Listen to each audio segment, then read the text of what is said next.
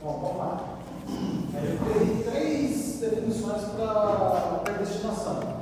Que seria, segundo o dicionário, vai dar essas duas e também ele dá a definição teológica. Mas assim, a primeira definição seria determinação antecipada. Ou seja, você antecipar um lugar, determinar um lugar de maneira antecipada para aquilo ali. Destinação a grandes feitos, que eu também posso pegar, ligar isso à igreja, porque todos nós, como cristãos, nós estamos destinados a grandes feitos, pela nossa fé em Cristo Jesus. Porque não é isso que o Senhor veio falar aqui. Assim, pela fé nele, se nós permanecermos neles, nós vamos pisar na cabeça de serpentes e escorpiões também. Então somos destinados a grandes feitos. E também, no terceira determinação aqui, que ele dá, que é a doutrina sobre a destinação das bem-aventuranças, ou seja, vai ser o destino final da pessoa. Ou seja, a segunda definição teológica seria o destino final. Ou seja, aquele destino para onde nós estamos caminhando quando nós permanecemos em Cristo, como o pastor Eders brilhantemente apresentou aqui. Depois de eleitos, quando nós somos eleitos, nós estamos predestinados. Ou seja, a predestinação vem a partir daí. Nós somos predestinados a sermos o que? A sermos a semelhança de Cristo. É essa a nossa predestinação. Nunca ela citou, nunca na parte de predestinação no arminianismo é citado sobre salvação. Em nenhum momento é falado sobre salvação. Nós somos predestinados a sermos em semelhança com Cristo. Pode passar. Vamos, pastor, pode marcar o tempo. A nossa predestinação arminiana, a gente precisa entender que o arminianismo ele surge como um protesto contra o calvinismo. Primeiro surge o calvinismo, Calvino vem reiterando, dizendo: ó, Deus predestinou uns para ir para o céu e outros para ir para o inferno. É como se Deus, antes da fundação do tempo, pegasse pessoas neutras e falasse: não, você vai para o inferno, eu decidi assim, pronto, acabou, e você vai para o céu, pronto, acabou.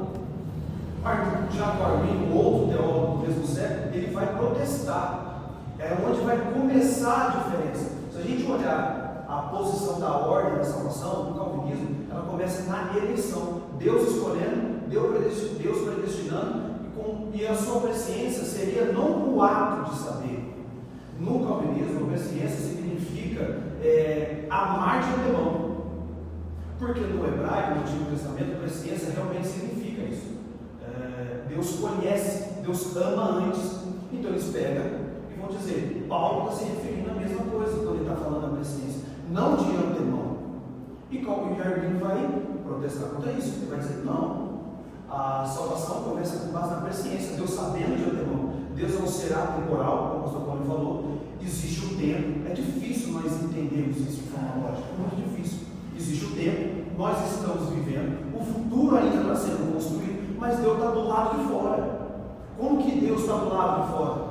O Silas Daniel ele vai dizer que Deus ele é o eterno presente, ou seja, tudo para Deus é hoje, o amanhã para Deus é hoje, o ontem para Deus foi hoje. Então ele é o eterno presente, tudo acontece ao mesmo tempo. Como o Paulinho falou que ele pode acessar as orações, a oração que pode ser feita amanhã, ele pode acessar hoje. Então ele sabe como as pessoas vão responder ao Evangelho. Então o Jacó vai dizer: não, a base começa na presciência. A presciência de Deus, Deus sabendo de antemão, como ele é um Deus soberano. Então ele vai partir para a eleição, como nossos irmãos explicaram, e a predestinação. E a predestinação, para passar? A predestinação de dentro da estrutura arminiana, ela respeita a exegese bíblica. Venhamos convenhamos, porque no calvinismo eles vão dizer que predestinação significa uns vão para o inferno e outros vão para o céu. Já o calvinismo vai olhar e vai dizer: não, vamos olhar os textos, onde está escrito Efésios 1:5, Efésios 1:11, Romanos 8:29. Sempre está predestinado está em ser filhos por adoção, ser coerentes com Cristo e ser conforme a imagem de Cristo. Ou seja, tudo começa em Cristo. Nós somos predestinados não a um inferno, nós somos predestinados em ser. Só que precisamos estar em Cristo, lembrando, Aí, primeiro começa na presciência e eleição. Estamos em Cristo. Uma vez que estamos em Cristo, qual é agora o destino dessas pessoas? Qual é agora a finalidade dessas pessoas que estão em Cristo Jesus? Qual é a finalidade? Ser conforme a imagem de Cristo Jesus. Irmãos, Paulo fala isso em Romanos 8:29, ser conforme a imagem de Cristo Jesus. Ele vai falar em Colossenses 3:10, ele vai falar em 2 Coríntios 3, ele vai dizer, ser conforme a imagem de Cristo Jesus é o nosso objetivo, irmãos, em Cristo Jesus. Ou seja, a cada dia a gente tem que se parecer mais com Jesus. Esse é o nosso objetivo. É para isso que nós estamos predestinados. Esse é o nosso objetivo. Essa é a nossa finalidade. Pode passar. Dito isso, a gente então vai fazer uma aplicação sobre Romanos 9. Tá? Dentro de Romanos 9 é onde começa a discussão. É a discussão. John Piper mesmo, por exemplo, ele diz isso muito no sermão dele. John Piper é um calvinista ferrenho. Ele vai dizer que Romanos 9 é um leão que se soltar, come a menina, devora a menina. Ele vai dizer. Mas quando os calvinistas vão fazer uma exegese sobre Romanos 9, ele isola o texto. Ele pega o Romanos 9, isola ele do capítulo 10, do capítulo 11, e faz assim, não, aqui ó, é isso aqui.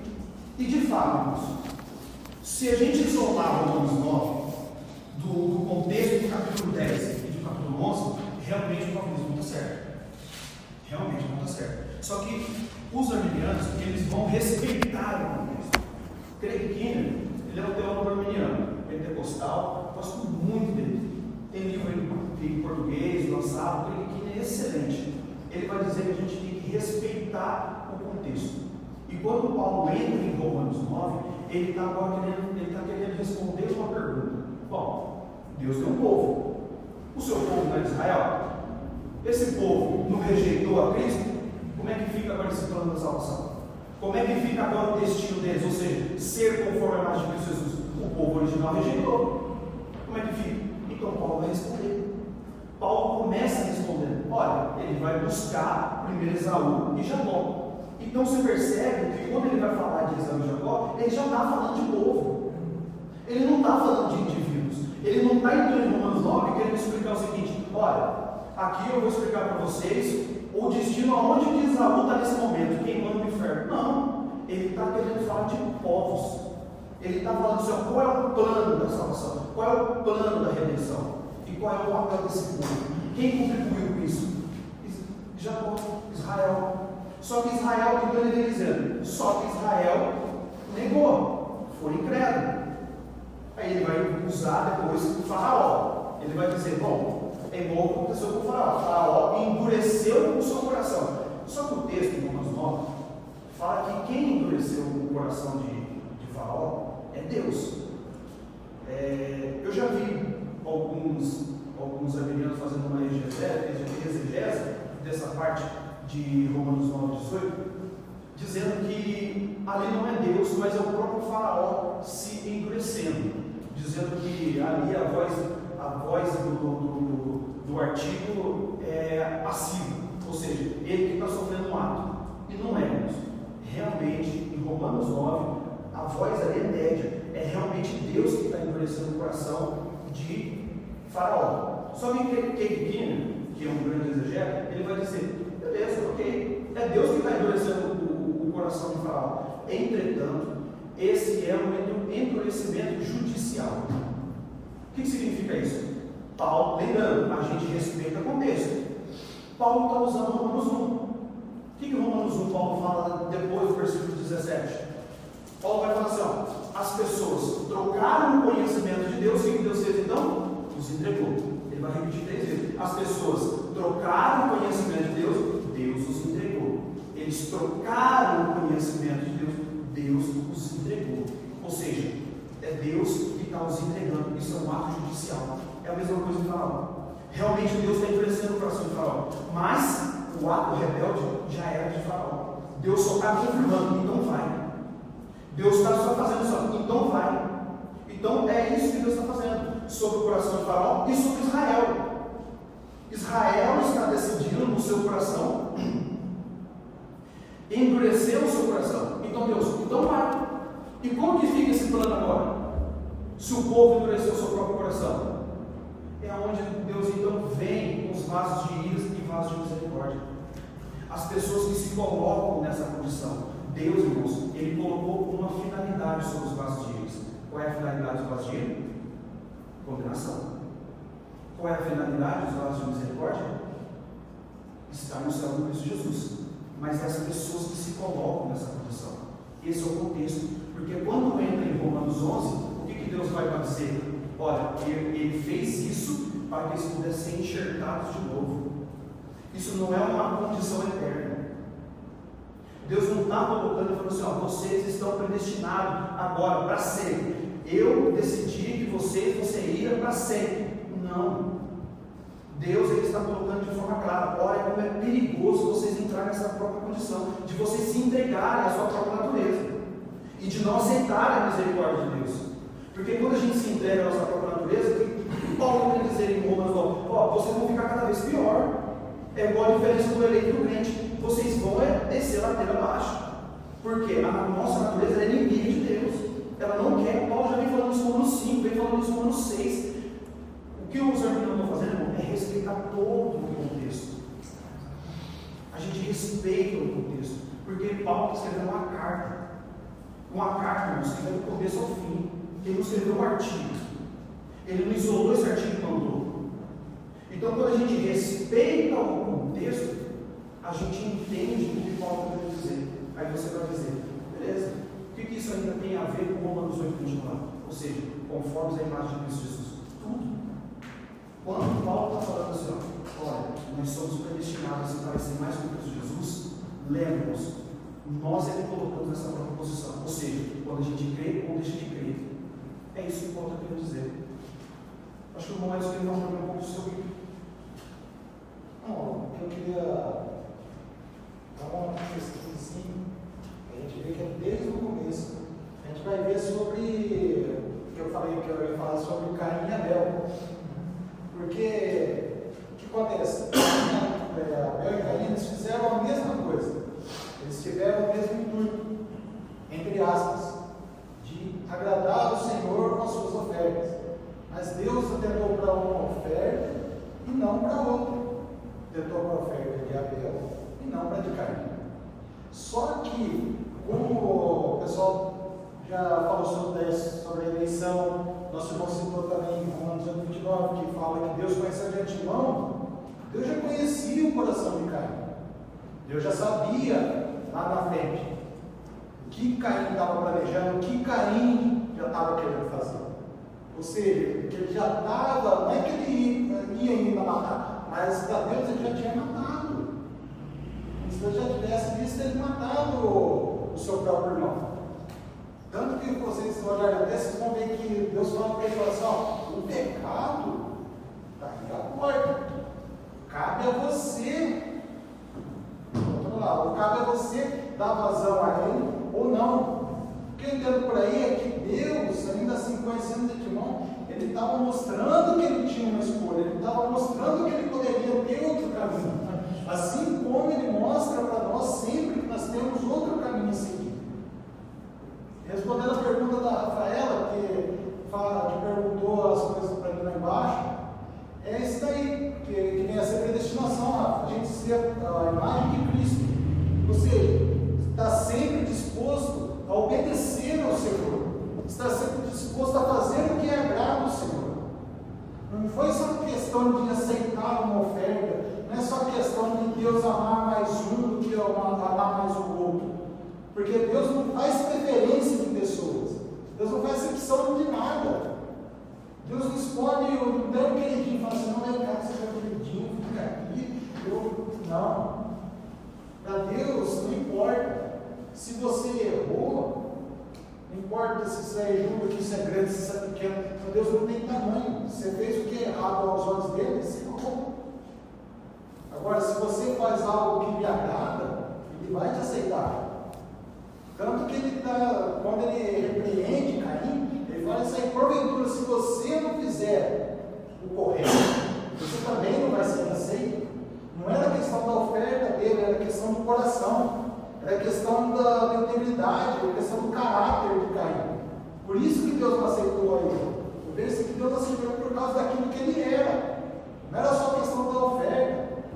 Se ele fosse uma pessoa boa, pastor, você acha que ele não seria aceito? Se ele estivesse fazendo assim, no decorrer do seu dia a dia, Lucas, você acha que se ele não agisse de maneira correta, Deus chegasse com qualquer uma oferta de coração, Deus não aceitaria? Feito de coração, mas desde que ele tivesse uma vida íntegra diante dos olhos do Senhor, sempre aceito. Não que Deus predestinou, Deus falou que ele já estava condenado, não, porque ele tinha uma escolha. Assim como eu falei sobre Judas também, o pastor citou sobre Judas. Judas tinha uma escolha, ele foi escolhido entre os 12. Jesus sabia que a Bíblia fala que Jesus escolheu ele, mesmo sabendo que ele era um ladrão, mesmo sabendo que o coração, a conduta dele, e ele ainda assim preferiu não mudar. Mesmo sendo um dos 12, ele escolhia meter a mão na sacola e pegar o dinheiro, e tomar posse do dinheiro. Ele não poderia ter pensado, estou caminhando com Cristo, será que não é melhor mudar? Não, ele preferiu ir até o fim naquela caminhada.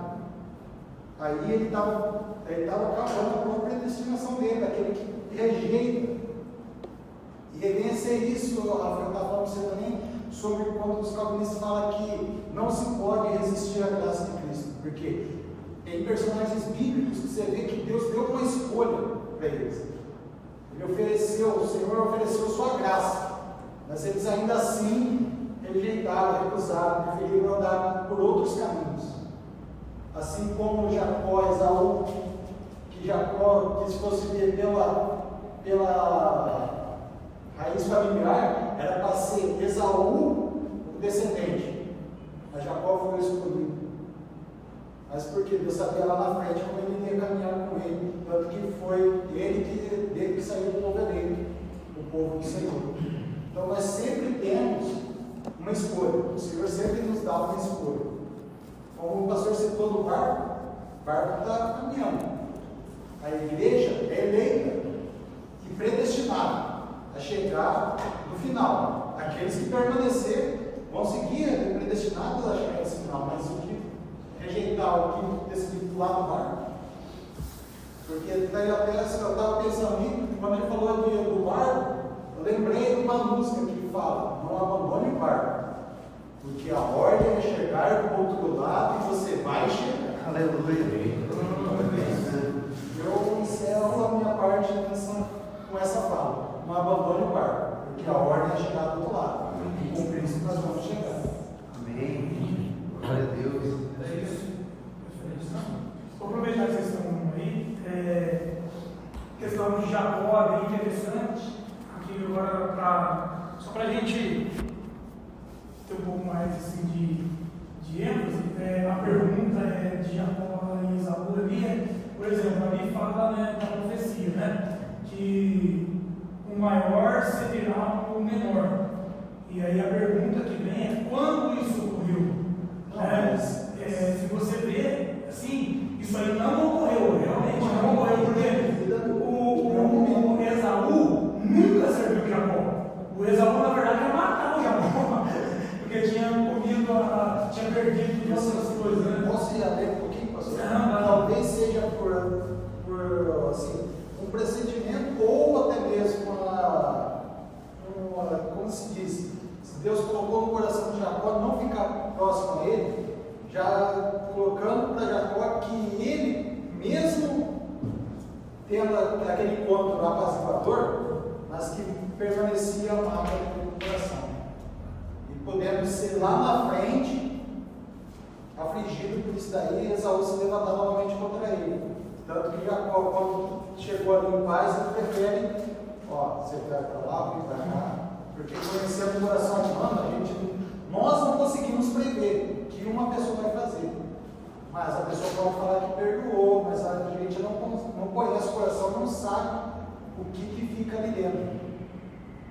É que assim, na questão do Jacó e Esaú, quando a gente olha a profecia, é interessante a gente notar, assim, porque em Romanos a gente tem que mostrar que não é igual o Ederson também trabalhou, vocês também estão trabalhando. A questão não é individual, a questão é corporativa. E ali não joga, se vocês quiserem abrir Malaquias, não está jogando para a gente, sabe? Aí você tem que jogar lá para Malaquias 1. Aí quando você joga ali para Malaquias 1, aí a gente vai conseguir entender o que o Lucas falou, que Paulo estava falando. Realmente, é isso aí mesmo. O contexto de tudo que ele estava falando não é só o Romanos 9. Então, você quer ler só o que Tem aqui, mais sobre a profecia ligando a Romanos, mas assim, não liguem muito para a ordem que eu vou ler os versículos sobre Romanos. Tá. Assim, ó, Romanos 9,3, como está escrito: amei a Jacó, mas rejeitei Esaú. Romanos 9,15, pois ele diz a Moisés: terei misericórdia de quem eu quiser ter misericórdia, e terei compaixão de quem eu quiser ter compaixão. 9,12, não por obras, vendo aqui ainda aqui, ó, não por obras, mas por aquele que chama, foi dito a ela: o mais velho servirá ao mais novo. Esse Deus querendo mostrar, 9,22, esse Deus querendo mostrar sua ira e tornar conhecido o seu poder, suportou com grande paciência os vasos da sua ira preparados para a destruição. Isso aí é dentro de Romanos. Olha o que diz Malaquias para virar vocês aí no Esaú. Sentença pronunciada pelo Senhor contra Israel, por intermédio de Malaquias. Porque Romanos está falando desse versículo aqui, está falando aqui, ó. Eu vos tenho amado. Amado quem? Israel, diz o Senhor. Mas vós dizeis, em que nos tens amado? Não foi Esaú, irmão de Jacó, tá vendo? É isso que Paulo está falando aqui, ó. Disse o Senhor: todavia amei Jacó, e porém aborreci a Esaú. Fiz dos seus montes uma assolação e dei herança aos chacais do deserto. Se Edom diz: fomos destruídos, porém tornaremos a edificar as ruínas, então diz o Senhor dos Exércitos: eles edificarão, mas eu destruirei. Edom será chamado terra de perversidade, e povo contra quem o Senhor está irado para sempre. Os vossos olhos o verão, e vós direis: grande é o Senhor também fora dos limites de Israel. Então aqui é o contexto de Romanos 9 em relação a Esaú, que Deus está falando de povos, e não de indivíduos para salvação. Entendeu? Então essa seria, entendeu? Aí você falou, está certinho que você falou. Porque ele está falando que ele escolheu Israel, não é isso que você falou? Na eleição? Que ele escolheu Israel e ele apareceu o quê? Edom, Esaú, que é a nação. Então aí não é escolha de indivíduo para salvação, mas é escolha da nação corporativa. Aí derruba essa questão desse Deus arbitrário. Isso, porque eu não posso falar de João 3,16 com propriedade. Que Deus não amou de forma arbitrária. Deus está escolhendo o menino como Jacó e eu como Esaú de forma individual, de forma arbitrária. Exatamente. E aí derruba isso aí. Exatamente. Derruba, é quando eles estão trabalhando dentro do contexto. Achei fundamental eles trabalhando aí, não só Romanos 9, mas discorrendo o contexto. Tem um contexto imediato e tem um contexto remoto. Malaquias é o contexto remoto. O contexto imediato está Romanos 9, Romanos 1, Romanos 10, 11. O Lucas trabalhou o fundamental, Romanos 1, porque Romanos 1 vai falar da questão daqueles que deixaram a sua própria natureza, e Deus os entregou. Aí, no coração de Faraó lá, é fantástico, porque a questão do endurecimento que você falou, que Deus endurece o coração de Faraó, está certo. Só que eu acho que a colocação mais certa é: Deus confirma com o Romano, entendeu? A mesma coisa que você fez, você pegou a linha certinho. Por quê? Faraó, antes de Deus confirmar o coração dele, ele por si só endurece o coração 4 vezes. Na quinta, Deus confirma. Entendeu? É exatamente isso que você falou. Ele fala que em Êxodo as palavras não foram lá de forma toda. Por exemplo, quando ele está falando de Faraó lá em Êxodo. Em Êxodo fala que quem primeiro se endureceu? O Faraó. E depois Deus vai falar assim: ó, Deus se endureceu. Ou seja, é importante a gente entender que isso está em primeiro lugar, porque ele está querendo dar uma ideia. Ó, Deus está confirmando o que ele já decidiu, ou seja, a sua própria rebeldia. Então isso é importante para a exegese. Gente, perfeito. Ó, deixa eu só confirmar aqui. Com vocês aí, qual foi a Bíblia? Ó.